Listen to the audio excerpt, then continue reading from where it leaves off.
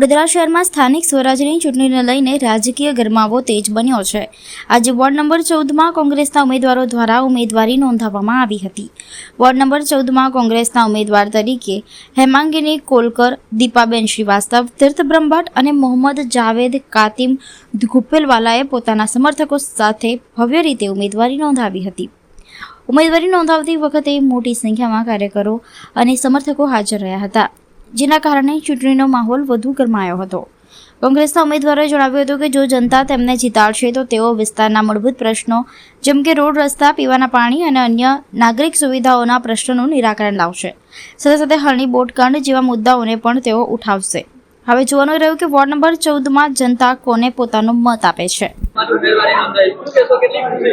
આજ રોજ ward number 14માં અમારા ચારે કેન્ડિડેટ દ્વારા ઉમેદવારી નોંધાવવામાં હું પોતે તીર્થ બ્રહ્મભટ્ટ જે મને કોંગ્રેસ પક્ષે માત્ર 33 વર્ષ વયે ટિકિટ આપી એ બદલ કોંગ્રેસ પક્ષમાં આભારી છું। મારી સાથે બીજા દીપાબેન શ્રીવાસ્તવ, હેમાંગિનીબેન કોલેકર અને જાવેદભાઈ ઘુપ્પેલવાલા આજે ચાર ઉમેદવારોએ ઉમેદવારી નોંધાવી છે। આવનાર દિવસોમાં જે વોર્ડ નંબર 14માં ભાજપે ગાંડો વિકાસ કર્યો હતો, અમે વિકાસને ડાયો કરીશું અને વિકાસને પાછો સુધારીશું અને જે કાળોદરા હતું, મચ્છર નગરી હતું, એમાંથી વડોદરાની જનતાને મુક્તિ અપાવીશું અને વોર્ડ નંબર 14ની જનતાને મુક્તિ અપાવીશું। વોર્ડ નંબર 14માં સૌથી વધારે A ગ્રેડનો વેરો લેવામાં આવે છે, એ વેરામાંથી પણ અમે જનતાને મુક્તિ અપાવીશું અને 100% અમને વિશ્વાસ છે કે પ્રજા અમારી સાથે છે।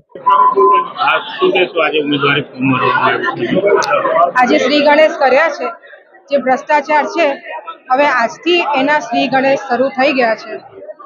આપ લોકોને મીડિયાના માધ્યમ દ્વારા આપણી નાગરિકને વિનંતી કરું છું, એક દિવસની રજાને આપણા વોર્ડ નંબર 14 થોડી ફેરણી કરો।